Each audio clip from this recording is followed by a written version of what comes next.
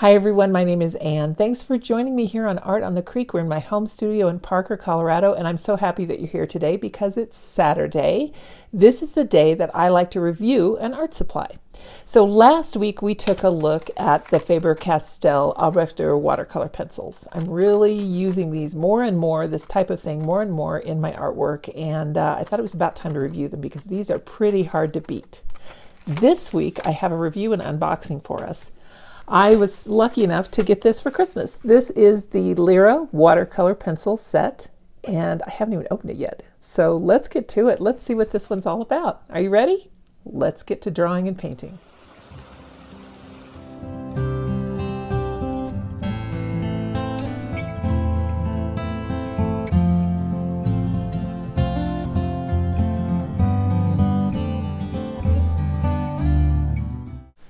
When you're working with Lyra, it's a nice company. They're out of Germany and they do make really beautiful art supplies. The quality is really quite nice. The packaging is nice.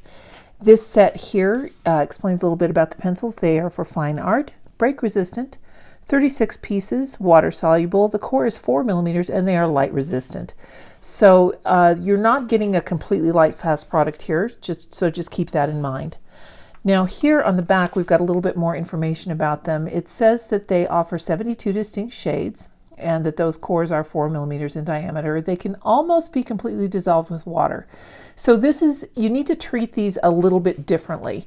I found them to be a little bit challenging because of that blending. However, I very quickly I got around that and figured out the best way to use these as I was working with them. So I don't see that as a negative at all. I just see it as it's got kind of a different learning curve, not a steeper one, but a different one.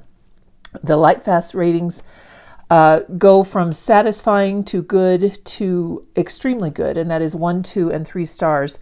So they don't really say what that is or what that equates to numerically in hours or years or what have you.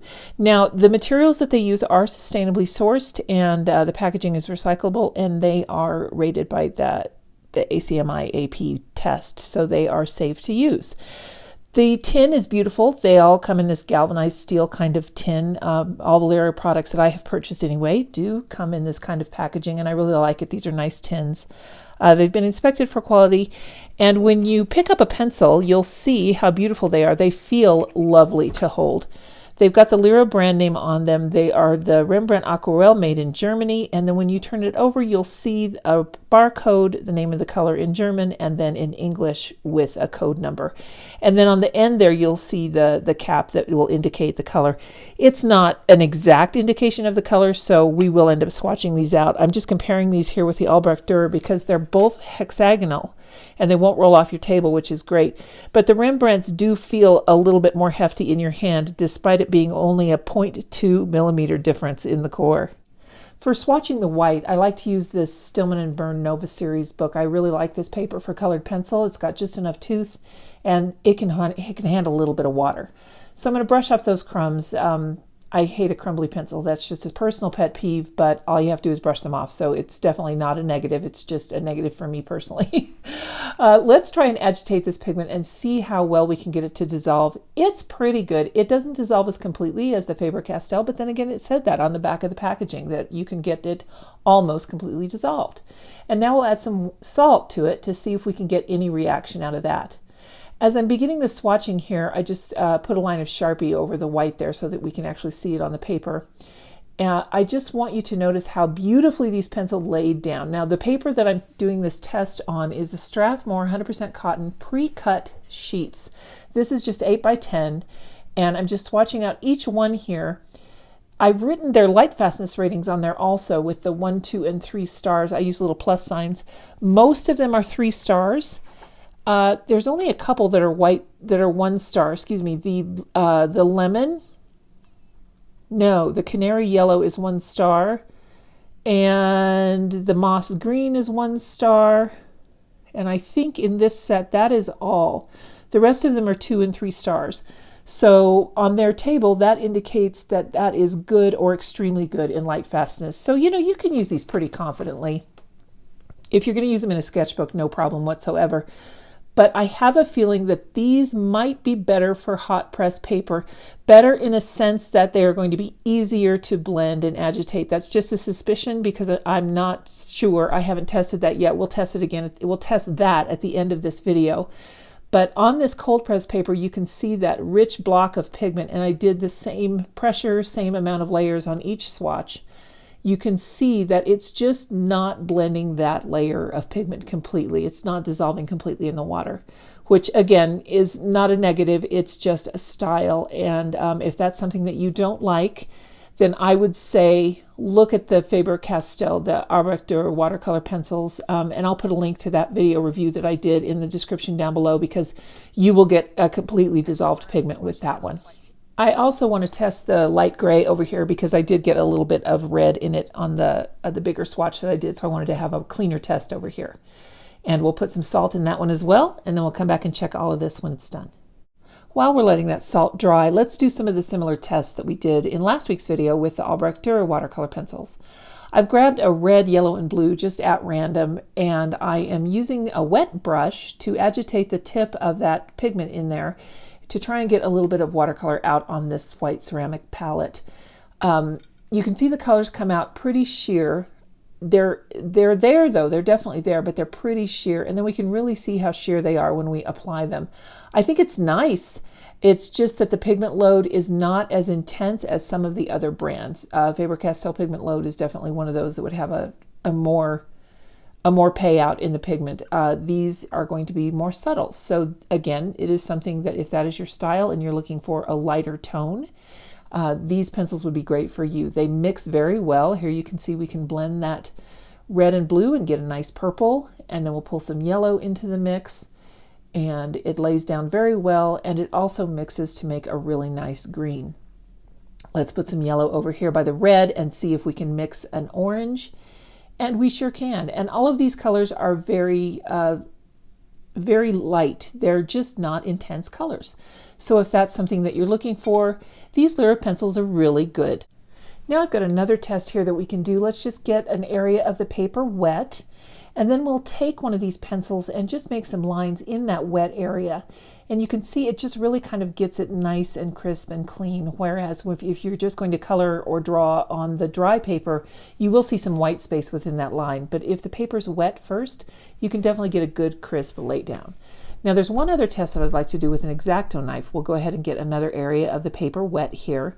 And I like to be able to scrape off some of the pigment into water to get an interesting effect with these pencils. So let's try that with this one here. It certainly does land on the water, and it activates somewhat. You know, it's not going to spread and bloom like a core watercolor, but it does activate a little bit. You're just going to get very subtle effects with these Lyra pencils. And subtle is not bad, it's just a different style. So if you have a lighter hand and you prefer a more delicate style, these pencils might be right up your alley. Here's another way that I like to use these pencils. You can take a wet brush and just flick the end of the pencil and get some nice splatters down on your paper. And again, they're going to be of a lighter value, but it certainly works.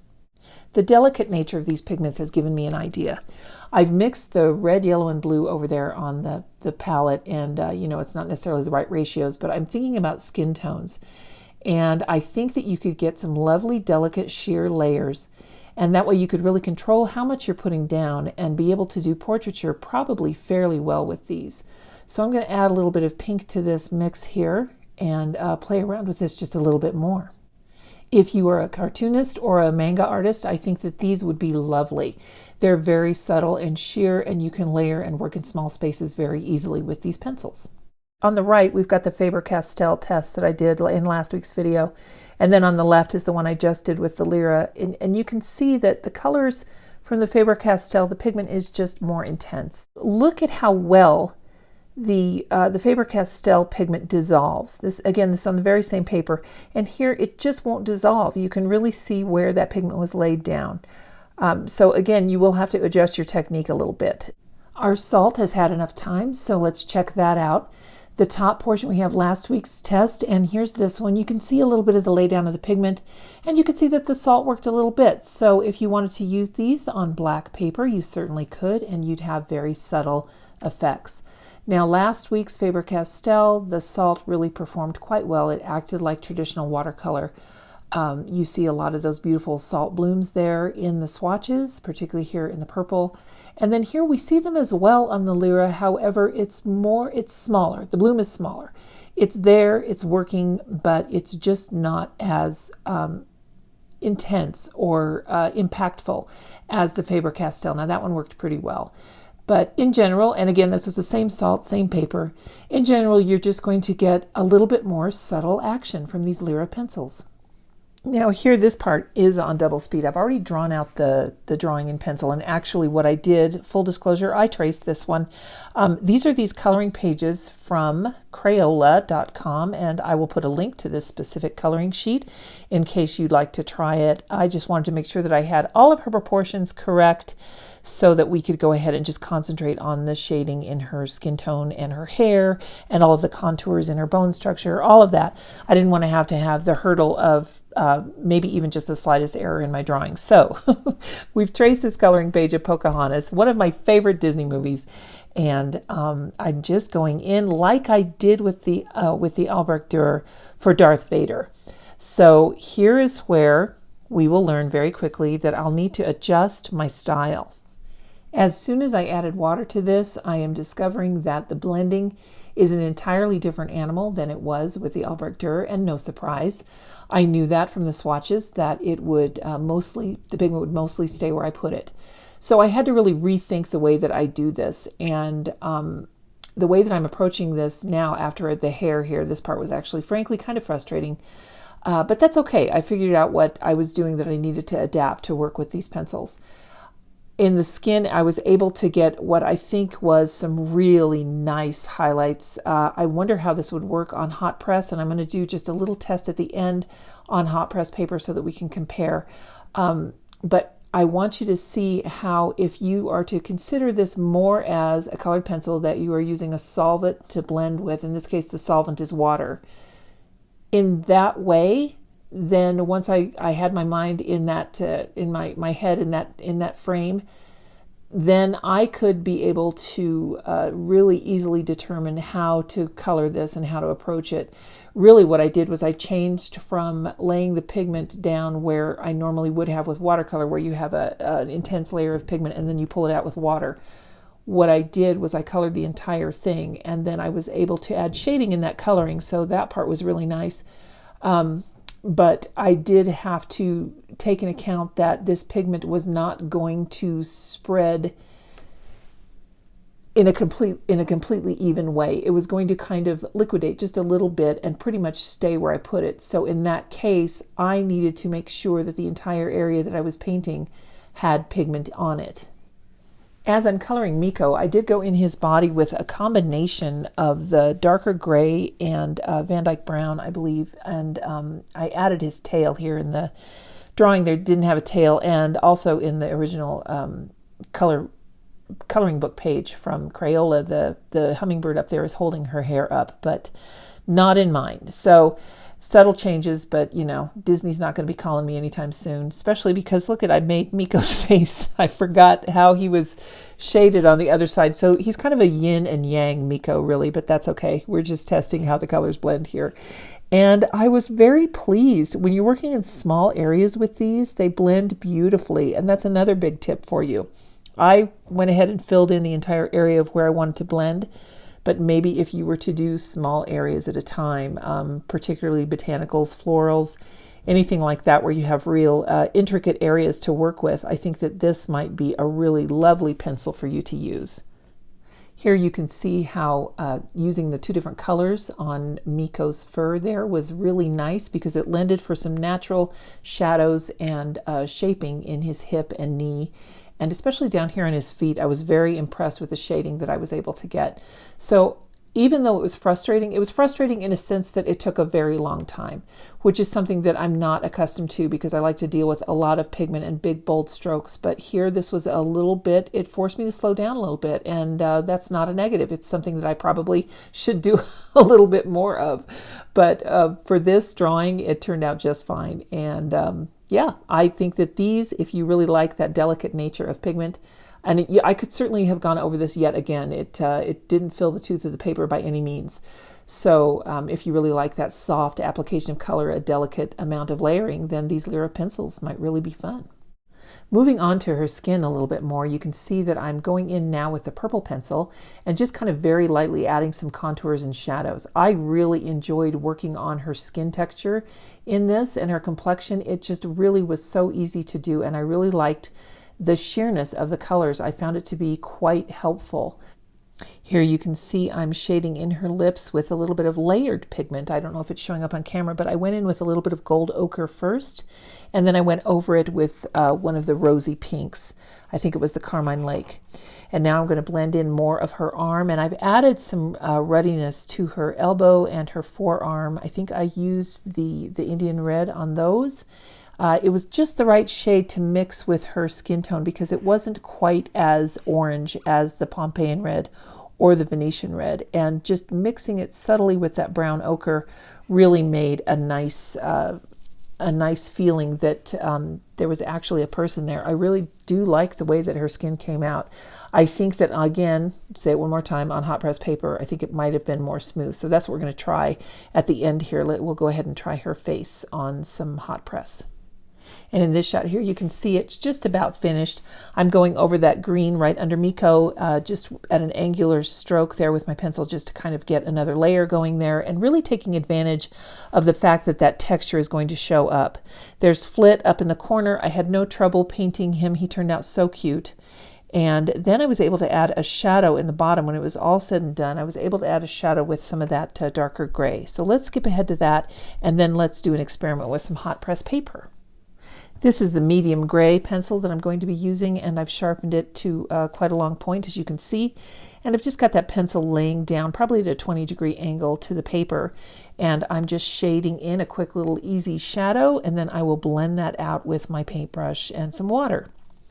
I love how it was able to go over that little green square behind Miko, and I was able to blend it in here with just under Pocahontas quite easily. I didn't have any problem with this at all. It just was very effortless to do. And that effortlessness comes from embracing the way that this art supply performs. Once you realize how it works and how to think about it, then you'll be more successful. And as I'm taking the tape off here, I'm really thinking about how this could be used in many different scenarios. Like I said, I think botanicals would be a really good one. Portraiture, but if you dissolve the pigment first. And now, let's give it a go on some hot press paper and see what that looks like. I know you've been waiting. Well, you know what? As I was drawing her on the hot press paper, I thought, oh my gosh, this is just delightful. I really enjoy these. So there you go. I think hot press is just the perfect match for these Lyra watercolor pencils. Let me finish drawing her out here, and we'll go ahead and get some water on the subject. Effortless blending. Yeah, this is the way to go for sure. This paper is really nice. It's a Fabriano 25% cotton watercolor paper, and I had no trouble with it whatsoever. So you can see how the paint just slides across here. It almost picks up the lines, the pigment lines, completely. Let's zoom ahead to her face, and you can see how nice that worked. And you can see I've already laid down a couple colors of pigment, rather. I'm using the Indian red again, and I think I used the brown ochre. Yes. And I thought that would give her a nice bronze skin tone, and it blended just beautifully. I didn't see any lines in her forehead when I was all done blending it, and I was able to go in with another coat over it as well. And here you can see, as I'm putting on some of the finishing touches and the shading of her hair, that I've already got that second coat on her face and her skin, and was able to just get it blended in there beautifully.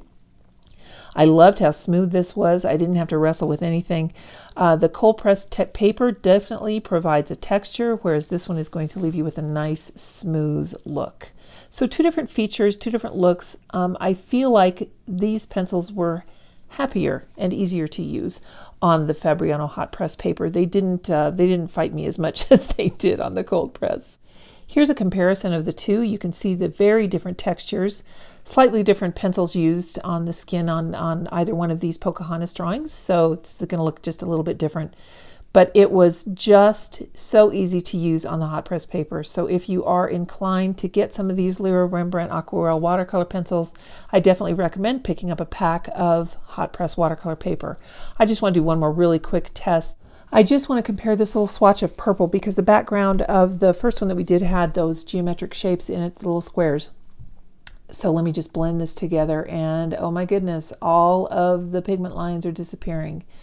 Yeah, guys, I'm thinking that hot press is the way to go. And in fact, I would recommend this particular hot press paper to use with these pencils because it's just sliding over here like butter. It's amazing. This is a dream to work with. Here's the paper that I used. It's the Fabriano student grade, but I love Fabriano paper, and this one is only 25% cotton, but it performs so well with these Lyra watercolor pencils. I am going to start using these as a way to create some art from now on using this paper. What a joy.